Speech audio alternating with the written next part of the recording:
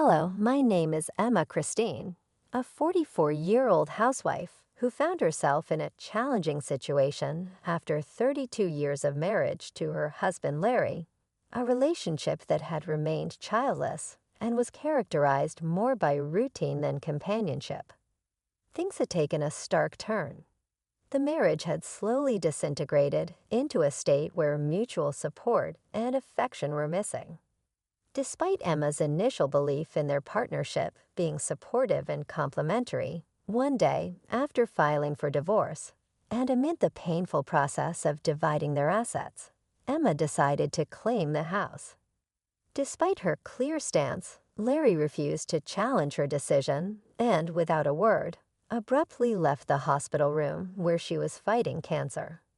His indifference to her pleas for him to stay or engage in a meaningful conversation highlighted the deep rift between them. Feeling abandoned in her time of need, Emma was enveloped by loneliness. However, as her illness battled on, the resentment and pain that had lingered in her heart began to fade. It seemed as if her love for Larry had evaporated, replaced by a recognition of his consistent selfishness and lack of support. Realizing that Larry deserved some form of retribution for his actions, Emma began to calmly plan her revenge. Over the years, she had endured his demands and indifference, even during her illness. Larry expected her to fulfill her duties as a housewife, prioritizing his own leisure and never offering a helping hand. This disregard became more pronounced as Emma sensed a distinct change in her health, which felt different from any illness she had previously experienced. Emma's story of a marriage devoid of joy and empathy highlights her growing awareness and determination to seek justice for herself. Despite the initial dreams of a supportive partnership, the reality had proven quite the opposite. With Larry asserting that she had no reason to complain about her role, the realization of her situation and her subsequent steps to address it mark a poignant turning point in her life. I immediately contacted my father, who accompanied me to the hospital where I was diagnosed with cancer. Luckily, it was caught early, and the doctor was optimistic, encouraging me to start treatment right away. Eager to tackle the illness head-on, I asked my father to pack only the essential items from home while I quickly went through the hospital admission process. Unable to see Larry that day due to his work commitments, I sent him a brief message to inform him. Cancer has been detected, and I'm being hospitalized for immediate treatment. As I dealt with the anxiety of facing an uncertain future, thoughts of Larry inevitably found their way into my mind. Despite feeling that my love for him had diminished, deep down, there remained a faint hope that we could confront this challenge together and perhaps restore some semblance of our former life as a couple. I imagined a scenario where, perhaps moved by my vulnerability, Larry would show concern and ask, "Are you okay?" I longed for even a few comforting words or a single visit, which would have meant so much at that moment. I also wondered how he was managing without me at home, handling the meals and daily chores. A part of me felt guilty for not being able to maintain the household routines that I had always managed so effortlessly. However, as the days in the hospital turned into weeks, Larry never came to visit. He had read my message, but there was no sign of concern, not even a simple acknowledgement of my situation. His indifference, especially at a time when I was facing such a serious illness, deeply hurt me and highlighted the stark reality of our relationship. Confronted with this painful truth, I decided to let go of any expectations from Larry. With a renewed focus, I braced myself for the tough road ahead in my fight against cancer. The treatment was intense and filled with pain and discomfort. The side effects of the medication were harsh, leading to many sleepless nights. During these challenging times, there were moments when I considered giving up and letting my weakening body succumb to the disease. Yet with each passing day, I found strength in my resolve to face this battle head-on, determined to overcome the illness despite the odds. Though laden with hardship, this journey slowly transformed my perspective, teaching me resilience and the importance of self-reliance in the face of adversity. Every time I felt overwhelmed by my illness, the encouraging words from my parents, who reassured me that I was doing well and that things would improve, gave me the strength to persevere. Then on a day when I felt particularly weak, lying in bed and staring blankly at the ceiling, the door to my room swung open unexpectedly. It wasn't a scheduled visit day for my parents, and I was curious about who it could be. As I turned my head, the visitor's identity became clear.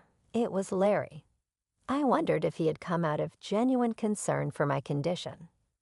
As he looked at my gaunt face and hollow cheeks, a whirlwind of emotions rendered me speechless. I feared whether this sight of me would make him despise me even more. Without any show of empathy, Larry sat down on a chair next to my bed, stared at me, and laughed. "So this is how bad one can look with cancer, huh? You don't even look like a woman anymore." His words felt like a sharp drain of blood from my face. These were cruel words, completely inappropriate for anyone, let alone someone battling cancer. I wished he would stop speaking, but Larry, oblivious to my feelings, continued with even more devastating comments. "Ever since you've been hospitalized and not at home, every day has been like heaven. The house is a mess, but I don't even have to go back there. Life is so comfortable without you." His merciless words reopened old wounds, and I couldn't understand why there was not even a shred of concern in his voice. Although I wanted to rebuke him sharply, my weakened body restrained me, and all I could do was silently endure his harsh words. I stared at him with a vacant gaze, and noticing my look, he laughed mockingly.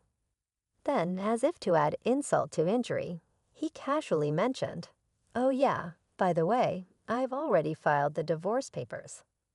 I'll be taking the house. As for the property division, you hardly have any right to refuse." Hearing these words, my vision blurred, and the room seemed to twist around me.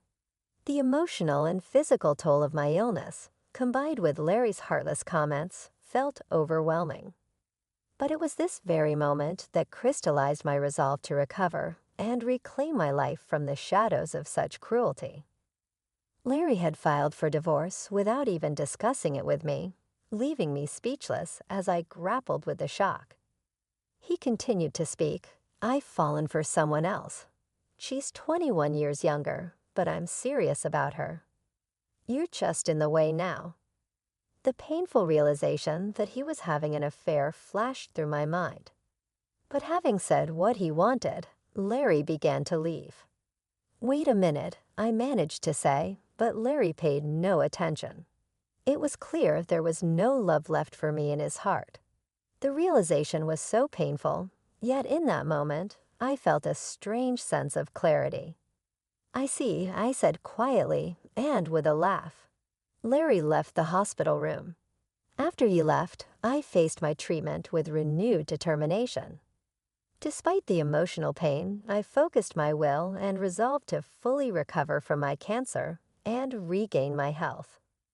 Those next 3 days might sound brief, but to me, racked with sleepless nights, they felt incredibly long.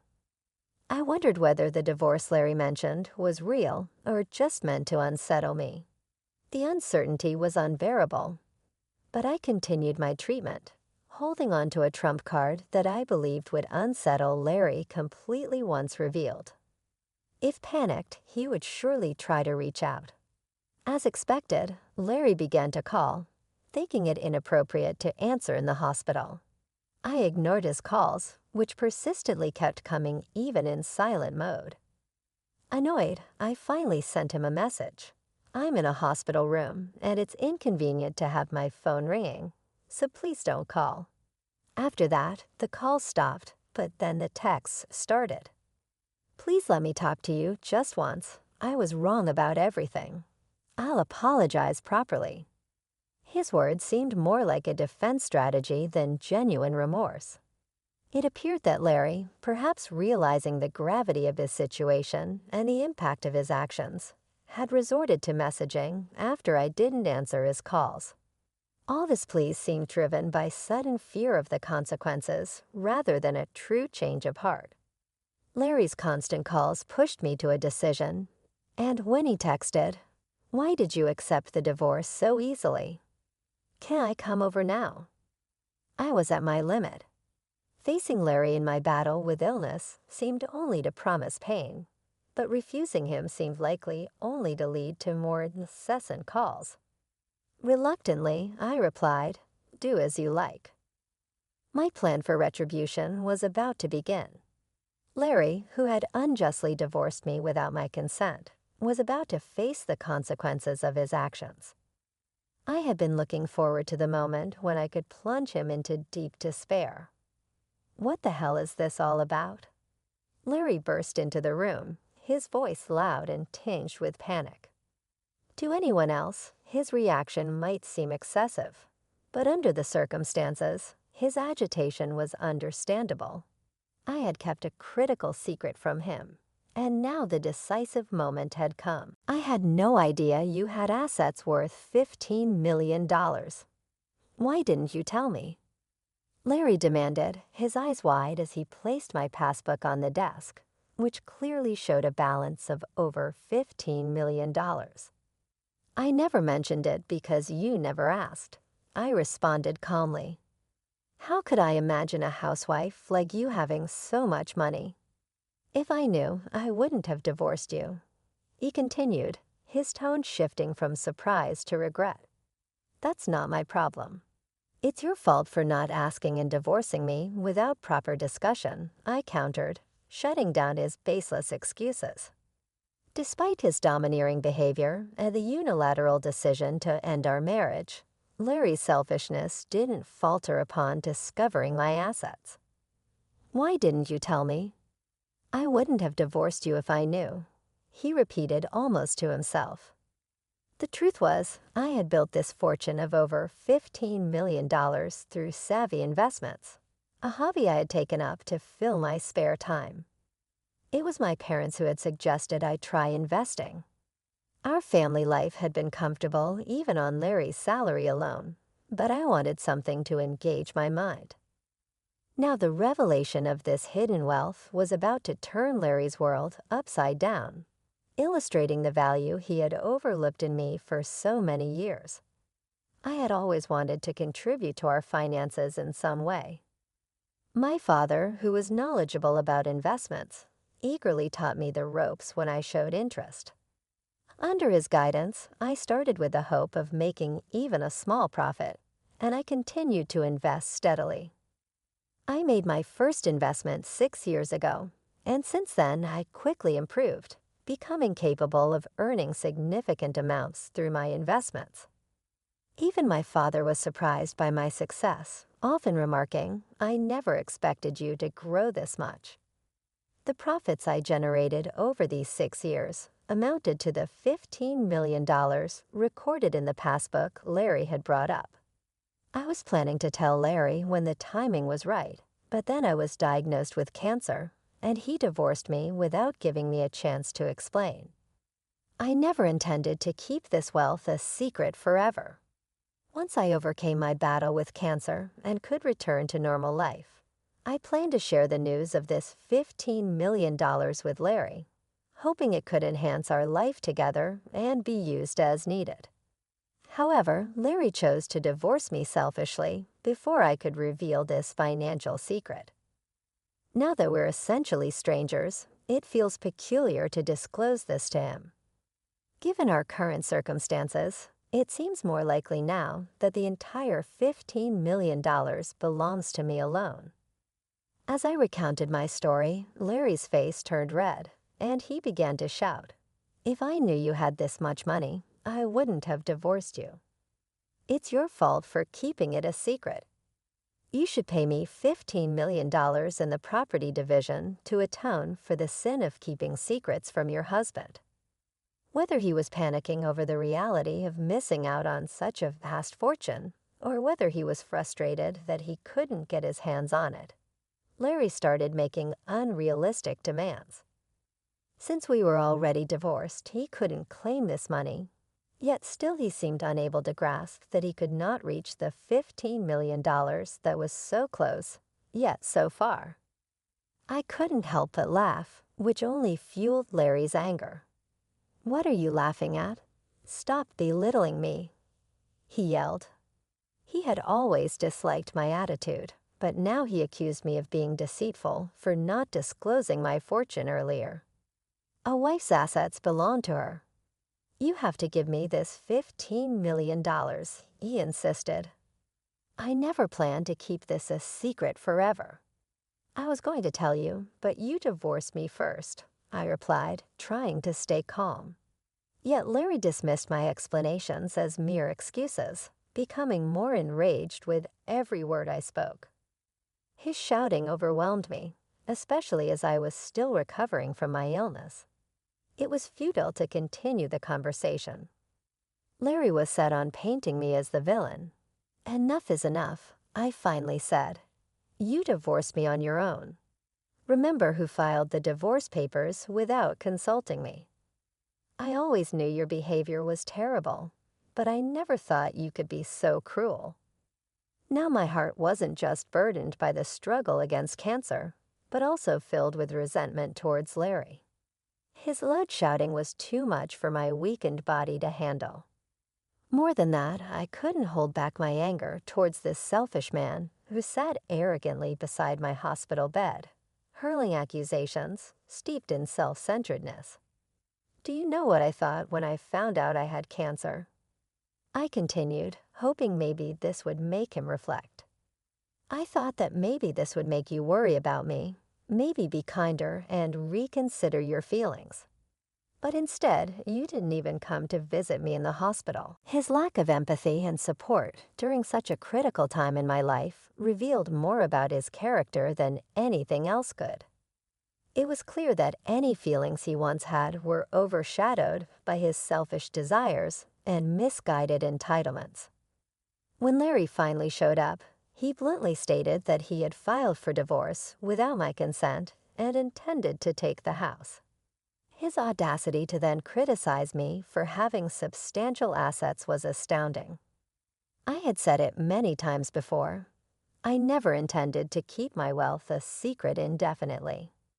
I had planned to find the right moment to share the news, but you ruined that opportunity with your actions. I had never blamed Larry as much as I did now. In the past, I always forgave his selfish behavior, believing that as a couple, we should support each other. I never scolded or reprimanded him, enduring everything for his sake. But the reason I could endure and keep going was that I had love for Larry. I truly loved him. But now I had no love left for him. All I felt was uncontrollable anger and disbelief towards a man who only spoke and acted selfishly. How can someone be so self-centered? What kind of upbringing results in such a lack of empathy? Surely a person who engages in an affair and divorced without consent must lack serious consideration for others. I was too stunned to speak. Realizing it was futile to harbor any hope or doubt, Larry pleaded, "My girlfriend found out you have $15 million and says she'll divorce me if I don't get it from you. You still love me, right? Don't you want to help the person you used to love?" It was clear that Larry's mistress also knew about my $15 million fortune. He must have carelessly told her.